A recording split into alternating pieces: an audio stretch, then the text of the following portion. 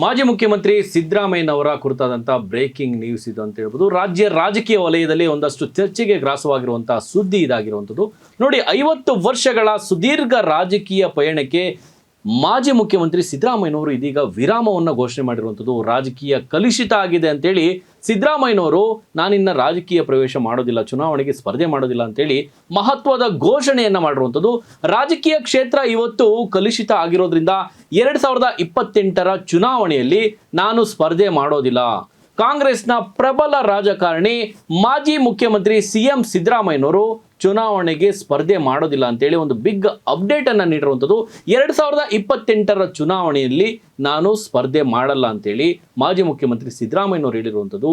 KR ಪೇಟೆಯ ಕಾರ್ಯಕ್ರಮವೊಂದರಲ್ಲಿ ಮಾತನಾಡಿದ ಮಾಜಿ ಸಿಎಂ ಸಿದ್ದರಾಮಯ್ಯನವರು ರಾಜಕೀಯ ಬೆಳವಣಿಗೆಗಳ ಕುರಿತು ಬೇಸರವನ್ನು ವ್ಯಕ್ತಪಡಿಸಿರುವಂಥದ್ದು.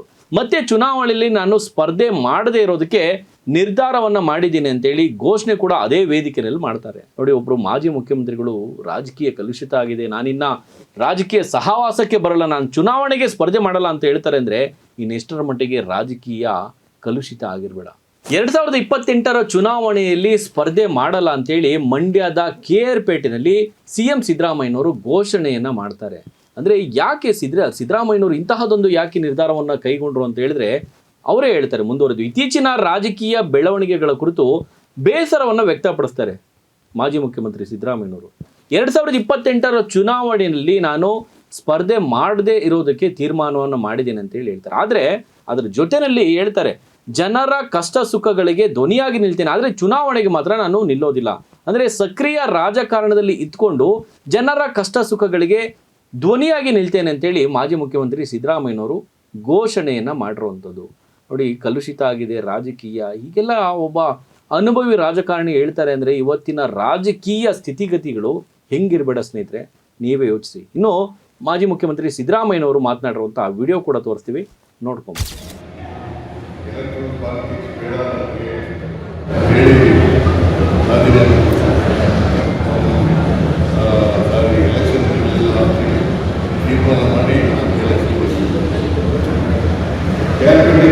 ಜನ ಅವರನ್ನು ತಿರಸ್ಕಾರ ಮಾಡಿದರು, ಬಯಸಿದ್ದರು.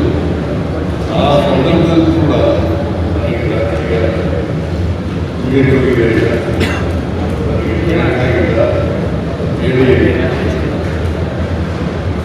ಅವರು ಹೇಳಿ ನಾನು ಇನ್ನ ಈಗಲೂ MLA ಆಗಿದ್ದೀನಿ. 10 ವರ್ಷ ಮುಂದೆ 10 ವರ್ಷ ಇರ್ತೀನಿ.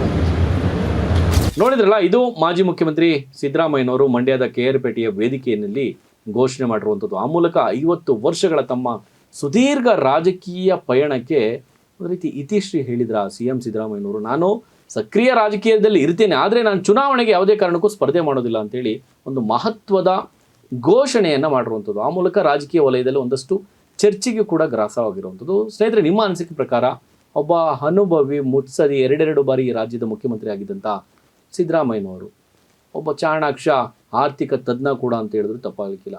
ಇವರ ಬಗ್ಗೆ ರಾಜಕೀಯದಿಂದ ನಿವೃತ್ತಿ ಘೋಷಣೆ ಮಾಡಿರುವ ಕುರಿತಾಗಿ ನಿಮ್ಮ ಅನಿಸಿಕೆಯನ್ನು ಕಮೆಂಟ್ ಮಾಡಿ. ನೋಡ್ತಾರೆ ಈ ಸಂಜೆ ನ್ಯೂಸ್, ಇದು ಸಮಸ್ತ ಕನ್ನಡಿಗರ ಧ್ವನಿ.